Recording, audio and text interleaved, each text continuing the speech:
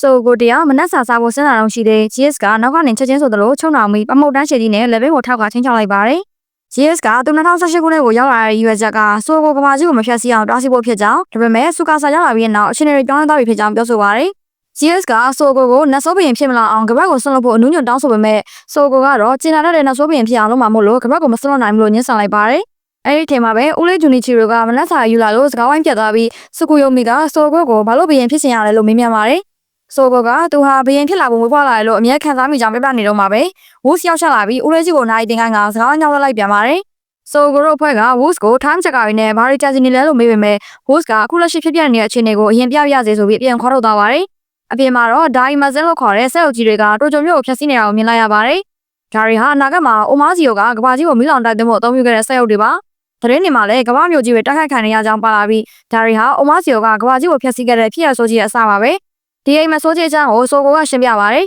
။သူငယ်ငယ်တုန်းကဒီဆက်ရုပ်ကြီးတွေကဘာကြီးကိုဖျက်ဆီးပြီးလူသားမများစွာတည်ဆုံနေရတာကိုထက်ခါတဲ့လည်းအိမ်မက်မက်ခဲ့ဘူးကြောင်းအဲ့ဒီချိန်တုန်းကသူဘာမလုပ်နိုင်ခဲ့ပေမဲ့ညနာမပါတဲ့အုတ်ထောက်ဆောင်သူတယောက်ကပေါ်လာပြီးကဘာကြီးကိုကတ်တင်ဖို့အတွက်ဘရင်လောက်ရမယ်လို့လမ်းညွှန်ခဲ့ကြောင်းပြပြပါတယ်။အဲ့ဒီချိန်ကစပြီးဆိုကိုဟာဘရင်ဖြစ်ဖို့အတွက်ဆုံးဖြတ်ချက်ချခဲ့တာပါ။ရုတ်တရက်ဆိုသလိုအိုမာစီယိုရဲ့လက်ပါစီခါရှင်းဟာပေါ်တယ်ဘောင်းကနေခုန်ထွက်လာပြီး JS နဲ့စကူယိုမီကိုတောက်ဖို့အတွက်လုပ်ပါရတယ်။ဖူးစနာကဒါဆိုကိုရဲ့အမိန့်ပါလို့သူကပြောလာတာပါပဲ။ဆိုကိုကတားဖို့လုပ်ဝင်မဲ့ခါရှင်းကသူ့တခင်ကိုဘေးဖက်နေဖို့ပြောပါတယ်။စကူယိုမီက JS ကိုကယ်ဒမီထွက်ပြေးကြရမှာခါရှင်းကနောက်ကနေလက်လာပါရတယ်။တစ်ဖက်မှာတော့ time checker တွေဖြစ်တဲ့ Swatch နဲ့ Hero တို့ကဒီပျက်စီးတွေကိုကြည့်ပြီးသဘောကျနေကြသလိုစူကာဆာဒီကိတ်ကလည်းညိုရဲကိုလက်လန်တက်ပုံရရင်းနဲ့ဆိုကိုနိုင်ယူလိုက်ရင်ဘာဖြစ်မလဲဆိုပြီးစဉ်းစားနေပါတယ်။ JS နဲ့စကူယိုမီတို့ဂရောင်းတစ်ခုထဲမှာပုံနေတော့ JS ကဆုံးမချက်တစ်ခုချလိုက်ပါတယ်။အစကဆိုကိုဟာအိုမာစီယိုမဖြစ်နိုင်တော့ဘူးလို့မျှော်လင့်ချက်ထားခဲ့ပေမဲ့အခုတော့အခြေအနေတွေကဆွဲရလာပြီမို့လို့ကိစ္စဖြစ်ဖို့ချိန်တန်ပြီလို့ဆိုပါတယ်။ဆိုကိုရောက်လာတဲ့အခါ JS ကအသွင်ပြောင်းဟန်းရှင်းပြီးတော့ဆိုကိုတက်ခိုက်ဖို့လုပ်ပါတယ်။ဒါပေမဲ့ခန်းရှင်းကဆိုကိုကာဝယ်ပေးပြန်ပါတယ်။ဆိုကိုကခန်းရှင်းကိုတားပေမဲ့ခန်းရှင်းကသူ့တခင်တွေလုပ်ပေးရတာပါဆိုရင်းဆန်ပါတယ်။အဲ့ဒီအချိန်မှာစူကာဆာရောက်လာပြီးတော့ဟန်းရှင်းဝင်လုပ်ပါရတယ်။တိုက်ပွဲကရှုံးရသားပြီးတော့ဆိုကိုကဒီခိတ်နဲ့ဘေးဖိုင်နယ်ဖောင်စနစ်တီအဆင့်မြင့်ပြီးတော့တက်ခိုက်ပါတယ်။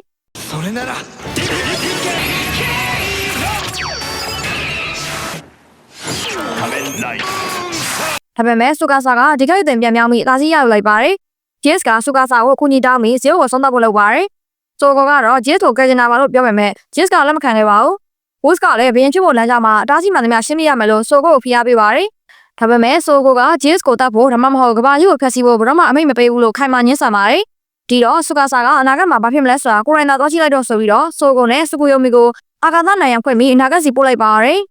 ဆိုကိုတယောက်တတိယလာတဲ့အခါသူ့ရဲ့ပထမဆုံးသွင်းပြောင်းမှုကိုဂုဏ်ပြုထားတဲ့ရုပ်ထုကြီးတစ်ခုရှေ့ရောက်နေပြီးစကူယိုမီကသူတို့2068ခုနှစ်ကိုရောက်နေဖြစ်ကြောင်းတည်ပြုလိုက်ပါတယ်။အဲ့ဒီထဲမှာပဲအနာဂတ်ကအိုမာစီယိုဟာသူ့ရဲ့ငယ်ဘွားပုံရိပ်ကိုတွေ့ဆုံဖို့စောင့်မျှော်နေပါတယ်။လက်ရှိအချိန်2017မှာတော့စူကာဆာကဆိုကိုမသိခင်မှာသူဘာဖြစ်လာမလဲဆိုတာသိစေချင်လို့လှုပ်လိုက်တာပါလို့ JS ကိုရှင်းပြပါတယ်။ Woods ကတော့သူ့ရဲ့နောက်ဆုံးဘရင်နှစ်ပါတွေ့ဆုံကြတာမှမို့လို့ရန်အောင်ဆက်လုပ်ရှားနေပါတယ်။2068ခုနှစ်မှာတော့ဆိုကိုဟာပျက်စီးနေတဲ့ကဘာကြီးနဲ့ဒုက္ခရောက်နေတဲ့လူတွေကိုကြည့်ပြီးထက်ထန်သွားပါတယ်။စကူယိုမီကလူရဲ့တဝက်လောက်ပဲကျွန်တော်တို့မို့လို့တက်ရှင်အောင်နဲ့ကျေးဇူးတင်နေကြတဲ့ဘွားတွေပါလို့ပြောပါတယ်။အဲဒီနောက်ငကားလောင်ကသူတို့နှစ်ယောက်ကိုအိုမာစီယိုရှိရာရက်စီခွန်ဆောင်လာပါတယ်။အိုမာစီယိုကဆိုကိုရဲ့ငယ်ဘွားအိမ်မက်ကြောင့်ပြပြလာပါတယ်။တူကိုရိုင်းလည်းအဲ့ဒီတော့ကဘာမှမလုပ်နိုင်မဲ့ရက်ကြည့်နေခဲ့ရကြောင်းညနာမပါတဲ့သူတယောက်ပေါ်လာပြီးမှကဘာကယ်တင်ဖို့ဘရင်လောက်ရမယ်ဆိုပြီးလမ်းပြခဲ့ကြောင်းပြောပါတယ်။ဆိုကိုကသူ့အိမ်မက်ကိုဒီလူကြီးကသိနေတာမို့လို့အံ့ဩသွားပြီးလိုက်ကပွင့်သွားတဲ့အခါအိုမာစီယိုရဲ့မျက်နှာကိုမြင်လိုက်ရပြီးသူကတကယ်ပဲအိုမာစီယိုဖြစ်လာမှာပါလားဆိုပြီးတောင်းတသွားပါတယ်။အိုမာစီယိုကသူဟာကဘာကြီးကိုကယ်တင်နေတဲ့ဆန္ဒအတိုင်းလုပ်ဆောင်ခဲ့တာဖြစ်ပြီးသူဟာအကြီးမြတ်ဆုံးနဲ့အကျဉ်းအောင်ဆုံးနဲ့ဆိုဘရင်မှာလို့ပြောလိုက်ပါတယ်။ဆိုကိုကတော့ဒါကိုလက်မခံမဲ့အိုမာစီယိုကိုအဲ့နေရာမှာနိုင်ယူမယ်ဆိုပြီ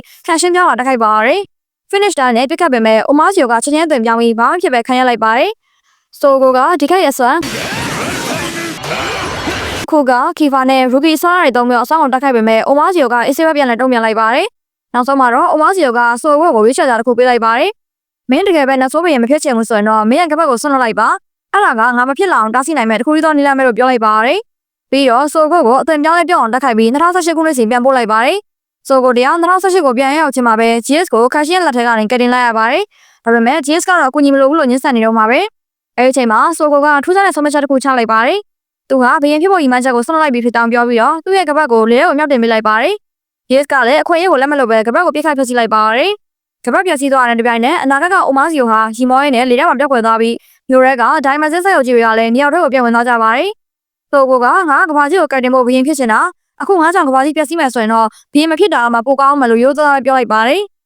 အချိန်တွေပြည်လဲသွားပြီမို့လို့ GS နဲ့ဆူကူယိုမီတို့ကလည်းသူတို့ရဲ့အနာဂတ်စီကိုနှုတ်ဆက်ပြီးပြန်သွားကြပါတယ်။သူကိုလည်းအိမ်ပြောင်းတဲ့အခါဦးလေးဂျူနီရှိတို့ကိုသူဘရင်ဖြစ်ဖို့စိတ်ကူကိုဆွန့်လွတ်လိုက်ပြီးဖြစ်ကြောင်းတက္ကသိုလ်ဝင်စာမေးပွဲဖြေတော့မှာဖြစ်ကြောင်းပြောပြပါတယ်။ဦးလေးဖြစ်သူကလည်းလူတစ်ယောက်ချင်းစီမှာအချိန်စီးစစ်မှမတူညီကြောင်းအခုအိမ်မက်ကိုဆွန့်လွတ်လိုက်ပေမဲ့လည်းအချိန်တွေကတဖိဖိနဲ့အိမ်မက်စီကိုပြန်ဦးတည်သွားနိုင်ကြောင်းအဓိပ္ပာယ်ရှိရှိအားပေးစကားပြောလိုက်ပါတယ်။ဒါပေမဲ့ဇလာဒီမှာမပြီးသေးပါဘူး။ဇေဝပြီးပြန်လာတဲ့ဆိုကိုခါရှင်းကပြန်တက်ခိုက်လာပါတယ်။ Wolves ကလည်းကမ္ဘာတစ်ခုလာပေးပေမဲ့ဆိုကိုကနဆိုးဘရင်မဖြစ်ချင်တော့တာမို့လို့ညှင်းဆန်နေပါတယ်။အဲ့ဒီအချိန်မှာအနာဂတ်ကိုပြန်ဖို့ပြင်နေတဲ့ GS တို့ကဆိုကိုတက်ခိုက်ခံနေရတာကိုမြင်သွားပြီးပြန်လာကူညီကြပါတယ်။ဆိုကိုကသူ့နောက်ကဒဏ်ရာရနေတဲ့ကလေးလေးကိုကာဝယ်ပေးရင်းနဲ့ငါ့ရဲ့ပြည်သူတွေကိုဘယ်သူ့လက်ထဲမှာအထိခိုက်မခံနိုင်ဘူး။လူတိုင်းရရှိမှုအတွက်ငါအသက်ကိုတော့မြင်ရတယ်လို့ကြွေးကြော်လိုက်ပါတယ်။ဒီစကားက GS ရဲ့စိတ်ကိုပြောင်းလဲသွားစေခဲ့ပါတယ်။ GS ကကပတ်ကိုဆိုကိုစီပြစ်ပေးပြီးမင်းပြောခဲ့တဲ့အကျဉ်းအောင်နတ်ဆိုးဘရင်ဖြစ်လာမယ်ဆိုတဲ့ကလေးကိုတီအောင်လို့မဟုတ်ရင်တော့ငါကိုယ်တိုင်မင်းကိုအနာယူမယ်။ငါ့ကိုယုံကြည်စမ်းပါလို့အော်ပြောလိုက်ပါတယ်။ဆိုကိုဟာကပတ်ကိုပြန်ယူပြီးကဘာကြီးကိုကတ်တင်မဲ့ဘရင်ဖြစ်ဖို့ထပ်မံဆုံးဖြတ်ကဒီလိုဖြစ်ပြန်လဲဝေးဖွာလာပါတော့။တိုက်ပွဲကတော့တော်လေးပြစ်ထန်သွားပါတယ်။ GS နဲ့ဆိုကိုတို့ပေါင်းပြီးတော့ခါရှင်းနဲ့စူကာစာဒီကိတ်တို့ကိုရင်ဆိုင်ရပါတယ်။ဆိုကိုကဒီကိတ်နဲ့ ES8 Final Four နဲ့သုံးပြီးတော့လူနှစ်ယောက်ခွဲကတက်ခိုက်တယ်လို့ GS ကလည်းကိုတာမာနဲ့ကူညီပါတယ်။နောက်ဆုံးမှာတော့ခါရှင်းကိုအာမဇန်နှင်းနိုင်ခဲ့ပြီး time checker တွေကိုလည်းမောင်းထုတ်နိုင်ခဲ့ပါတယ်။အနာဂတ်2068ခုနှစ်မှာတော့အိုမာဂျီယိုဟာသူ့ရဲ့ငယ်ဘွားပေါ်ရင်ကကပတ်ကိုဘယ်တော့မှဆွတ်လို့မဟုတ်ဆိုတာသိနေတဲ့အတွက်တခြားရီမော်ရင်းနဲ့ပြန်လည်ပေါ်ပေါက်လာပါတော့တယ်။ဇာတ်သိမ်းမှာတော့ဦးလေးဂျူနီချီတို့ကခရစ်စမတ်ညစာတွေပြင်ဆင်ထားပြီးအားလုံးပြန်ဆောင်ကြလို့ဝမ်းသာနေပါတယ်။ဆိုကိုကဘရင်ဖြစ်ဖို့စိတ်ကူးကိုပြန်လည်ဆုပ်ကန်လိုက်ပြီးဖြစ်ကြောင်းပြောတဲ့အခါဦးလေးကတက္ကသိုလ်ဝင်ရှောက်လာတွေကိုအမှားရုံးနဲ့ပြစ်ထက်လိုက်ပြီးအားလုံးပျော်ပျော်ရွှင်ညစာစားကြပါတယ်။ Wolves ကတော့တမိုင်းအလှည့်ပြောင်းကြီးကတော့စတင်နေပြီဆိုတဲ့စကားနဲ့တူအဆုံးသတ်လိုက်ပါတော့တယ်။